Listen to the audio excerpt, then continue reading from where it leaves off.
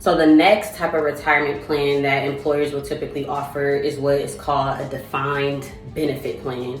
So defined benefit plans typically are employer funded. So the most popular defined benefit plan is a pension plan. Now, because pension plans and defined benefit plans are completely employer funded, they're a lot less common nowadays. When you hear about a lot of companies going bankrupt or going under, a lot of times employee pension plans are like the first thing that they will do to either completely get rid of or to reduce. So you might have employees that are thinking, oh, I'm about to get $200,000 once I retire. But if a company starts experiencing problems, they can get way less than that. So I always say pension plans are nice and it's dope if your company is funding it and they're doing well.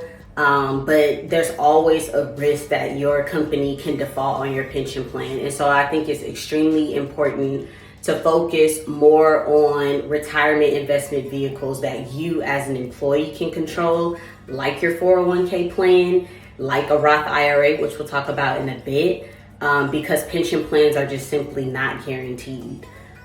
Typically the way pension plans will function, they're typically a function of your salary as well as your years of service. So typically the more money you make as you get further in your career, the longer you stay with the company, the more money that you're eligible to get and build up inside of a pension plan.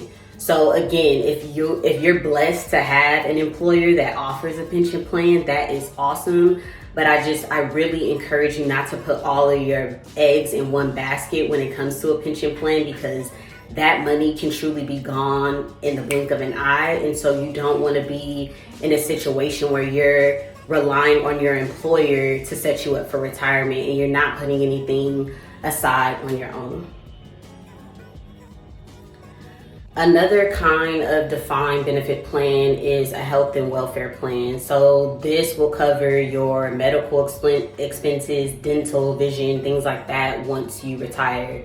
Again, health and welfare plans are typically defined benefit with your employer paying for it, but it can actually be a hybrid between a defined contribution and a defined benefit plan where you pay a portion and your employer pays a portion, similar to the way that a lot of medical is handled. Again, if you're blessed with an employer that is going to handle all of your medical once you retire, that is awesome. But I would also just urge you to start looking now into healthcare options post-retirement, because it can get very expensive very quickly.